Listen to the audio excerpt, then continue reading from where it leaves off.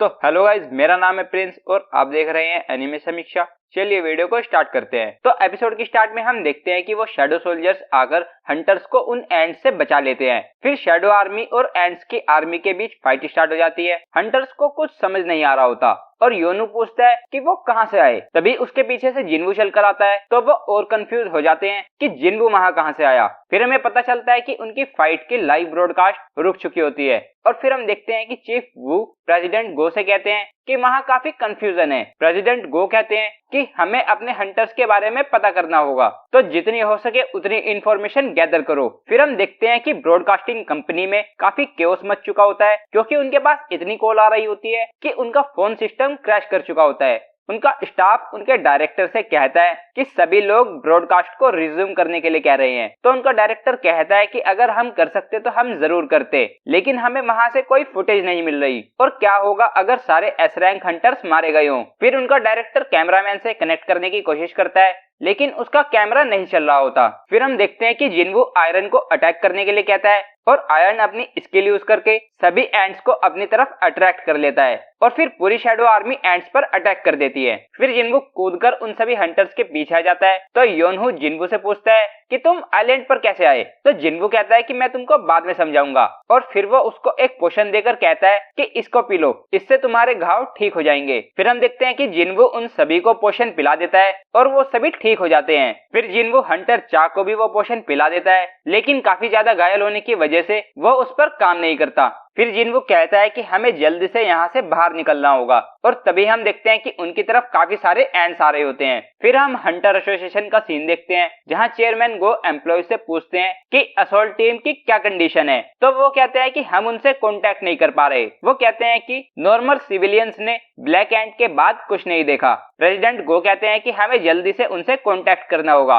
और फिर वो उनसे मेडिकल और रिट्रीवल टीम को रेडी रखने के लिए कहते हैं। फिर नेक्स्ट सीन में हम जिन्वू के घर का सीन देखते हैं जहां उनका टीवी खराब हो जाता है तो जीना काफी गुस्सा होकर अपने रूम में चली जाती है। फिर हम देखते हैं कि मात्सुमोतो रेजी से एक्सप्लेनेशन मांगता है कि वहां क्या हो रहा है। तो वो उसको बताता है कि सिग्नल के कट होने से पहले गोतो के सामने एक पावरफुल एनिमी था और शायद गोतो मारा गया है। तो ये सुनकर मात्सुमोतो कहता है कि गोतो मारा गया, वो कितना यूजलेस है। फिर हम आइलैंड का सीन देखते हैं जहां जिन्वू की शैडो आर्मी एंड्स से फाइट कर रही होती है और आयरन और इग्रिस काफी अच्छा कर रहे होते हैं लेकिन उसके बाकी के सोल्जर्स को प्रॉब्लम हो रही होती है। तो जिन्वू कहता है कि मैं उनके नंबर्स को बढ़ाना चाहता हूं लेकिन काफी सारे लोग देख रहे हैं। फिर जिन्वू सोचता है कि इस तरह लड़ने से हमें कोई फायदा नहीं हो रहा और फिर वो मन बना लेता है और बाकी सबसे कहता है कि मैं थोड़ा एग्रेसिव होने वाला हूँ और फिर वो उनको फैंग के पीछे जाने के लिए कहता है। फिर जिन्वू उन सबसे कहता है कि जो भी तुम अब देखोगे उसे खुद तक ही रखना और फिर वो एंड्स की शैडो एक्सट्रैक्शन करने जाता है लेकिन तभी उसे एक काफी स्ट्रॉन्ग प्रेजेंस फील होती है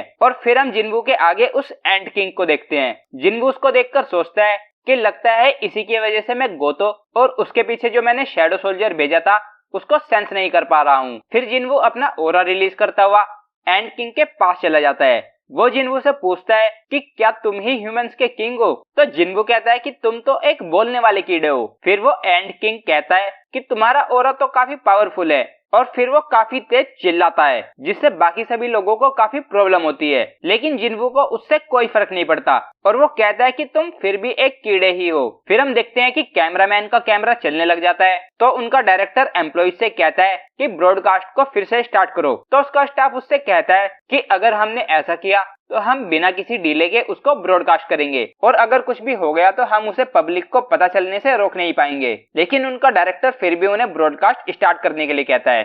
फिर वो ब्रॉडकास्ट को स्टार्ट कर देते हैं और हम देखते हैं कि सभी हंटर्स उसे देख रहे होते हैं और जिना भी जिन्वू को उस मॉन्स्टर के आगे देख लेती है। तो जिना काफी चौंक जाती है और कहती है कि उसने तो कहा था कि वो सिर्फ बाहर टहलने जा रहा है। फिर हम देखते हैं कि प्रेसिडेंट गो जिन्वू को देखकर काफी एक्साइटेड हो जाते हैं। तो चीफ वो उससे पूछते हैं लेकिन वो आइलैंड पर पहुंचा कैसे।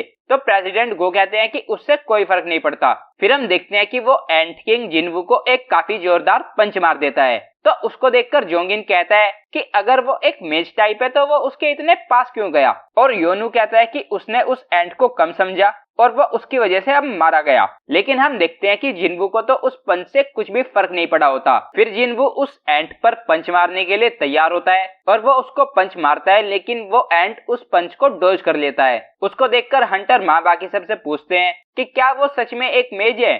तो योनू कहता है कि मैंने ये एक्सपेक्ट नहीं किया था, अब मुझे कुछ समझ नहीं आ रहा। फिर वो एंट जिनवू पर अटैक करता है, लेकिन जिनवू उसके पंच को रोक लेता है और उसे एक पंच मारता है और फिर वो एक दूसरे पर काफी खतरनाक पंचेस बरसाने लगते हैं। तो उनकी फाइट को देखकर कैमरामैन सोचता है कि कितना खतरनाक बैटल है। मैं एक ए रैंक हूँ और फिर भी मुझे अपने पैरों पर खड़े होने में भी प्रॉब्लम हो रही है और इनकी मैजिक पावर मुझे आसानी से बेहोश कर सकती है। फिर हम देखते हैं कि जिनवू उस एंट पर भारी पड़ रहा होता है, तो वो सोचता है कि ये मुझ पर भारी पड़ रहा है, आखिर ये ह्यूमन है क्या। फिर वो एंट मॉन्स्टर जिनवू पर अटैक कर देता है और जिनवू भी उस पर काउंटर अटैक करता रहता है। और फिर हम देखते हैं कि वो एंट अपनी जीभ निकालकर जिनवू पर अटैक कर देता है और वो कहता है कि ये एक पॉइजन है जिसकी पावर को मैंने अपने मैजिक से बढ़ा दिया है, तुम अब हिल भी नहीं पाओगे, ये तुम्हारा एंड है। फिर हम देखते हैं कि मात्सुमोतो रेजी से बात कर रहा होता है और कहता है कि 10 एस रैंक हंटर की टीम में से 7 मारे गए, क्या ये कोई जोक है। तो रेजी कहता है कि हमने बचे हुए हंटर से ये कंफर्म किया है, हमारी टीम में से आधे से ज्यादा हंटर मारे गए हैं और हमें आइलैंड के पास एक काफी पावरफुल रीडिंग मिली थी। और वो कहता है कि वो ही मैजिक बीस्ट होगा जिसने गोतो को मारा है। तो मात्सुमोतो कहता है कि गोतो से फाइट करने के बाद भी वो जिंदा कैसे है और वो अपने बिल में क्यों गया। रेजी कहता है कि हम कुछ नहीं कह सकते, उसका कोई दूसरा रीजन हो सकता है और शायद वो इतना इंजर्ड हो कि वो अपने घर जाना चाहता हो। फिर मात्सुमोतो सोचता है कि हमें कोरिया के हंटर्स के बचने का कोई सबूत नहीं मिला और अगर वो जिंदा है तो उनका सामना जरूर उस मॉन्स्टर से होगा जिसने गोतो को मारा है और थके होने की वजह से वो उससे बिल्कुल भी जीत नहीं पाएंगे और इतनी फाइट की वजह से सभी एंट्स भी काफी वीक होंगी और अगर हमने उनमें से सबसे स्ट्रॉन्ग एंट को मार दिया तो बाकियों को मारना हमारे लिए कोई बड़ी बात नहीं होगी। फिर वो रेजी से कहता है कि बचे हुए हंटर्स को रिकवर करके उनको सेकंड टीम के साथ आइलैंड पर भेज दो। और फिर हम देखते हैं कि रेजी ने बचे हुए हंटर्स को सब बता दिया होता है और वो कहता है कि एक चॉपर तुमको पिक करने के लिए जल्दी ही आएगा।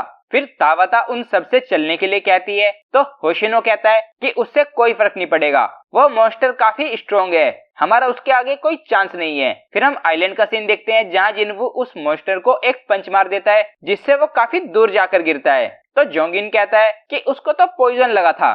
तो योनू कहता है कि इतनी सारी चीजें देखने के बाद अब कुछ भी मुझे सरप्राइज नहीं कर सकता। और फिर हमें पता चलता है कि उस पॉइजन का जिनवू पर कोई भी असर नहीं हुआ होता। फिर जिनवू हंटर चा को देखकर कहता है कि मुझे इसे जल्द से जल्द खत्म करना होगा और ये बोलकर जिनवू उस मॉन्स्टर पर अटैक कर देता है, लेकिन वो उससे बचकर ऊपर हवा में उड़ने लगता है और बोलता है कि पॉइजन इनइफेक्टिव है, स्ट्रेंथ को टेस्ट करना पॉइंटलेस है। और फिर वो इवॉल्व करके एक काफी खतरनाक फॉर्म में आ जाता है। तो जिनवू भी उससे फाइट के लिए अपने एस रैंक डैगर निकाल लेता है जो उसको डीमन किंग को डिफीट करने से मिले थे। फिर उन दोनों के बीच एक काफी खतरनाक फाइट स्टार्ट हो जाती है और वो दोनों एक दूसरे पर काफी स्पीड में काफी खतरनाक अटैक कर रहे होते हैं। फिर वो एंट किंग एक हंटर की आइस एबिलिटी यूज करता है जिसको उसने मारा था, लेकिन जिनवू उससे बच जाता है और फिर से उनके बीच में काफी खतरनाक फाइट स्टार्ट हो जाती है। फिर जिनवू से फाइट करते हुए वो एंट किंग सोचता है कि इसकी स्पीड मेरे ही जितनी है और फिर भी उसकी स्पीड बढ़ती ही जा रही है, ये कैसे पॉसिबल है।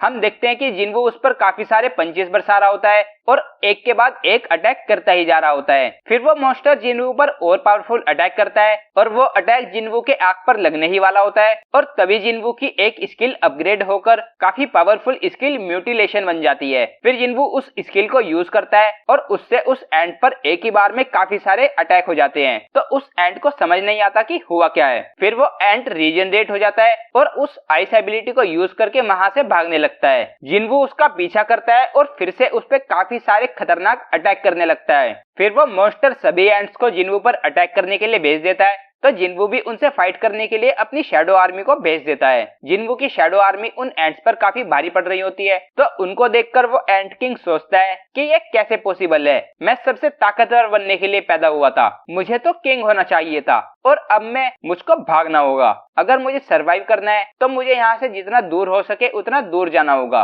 फिर वो रीजनरेट करके उड़कर भागने लगता है, तो जिनवू अपनी स्किल को यूज करके उसको नीचे जमीन पर गिरा देता है। जिनवू उसके पास आता है तो वो जिन्वू से बचने के लिए भागने लगता है, लेकिन जिन्वू उसका पीछा करके अपनी म्यूटिलेशन स्किल का यूज करके उस पर काफी सारे अटैक्स करके उसको मार देता है, जिससे उसका लेवल अप हो जाता है। फिर हम देखते हैं कि एंट किंग के मरने की वजह से सभी एंट्स वहां से जाने लगती हैं। फिर हम देखते हैं कि हंटर चा की हालत काफी खराब होती है, उसका ऑरा खत्म हो रहा होता है और उसके पास ज्यादा टाइम नहीं होता। तो जिन्वू हंटर चा को एलिक्सिर ऑफ लाइफ पिलाता है, लेकिन उससे भी उसकी हालत पर कोई फर्क नहीं पड़ता। पोशंस भी काम नहीं कर रहे और शैडो एक्सचेंज यूज कर पाने में मुझे अभी थोड़ा टाइम लगेगा, क्या मैं कुछ नहीं कर सकता? और एपिसोड यहीं पर एंड हो जाता है। तो गाइज ये था episode 12 of Solo Leveling season 2। अगर आपको वीडियो पसंद आई है तो वीडियो को लाइक कीजिए, चैनल को सब्सक्राइब कीजिए, प्रेस कीजिए बेल आइकन को। मैं मिलता हूँ आपसे नेक्स्ट वीडियो में। Thank you.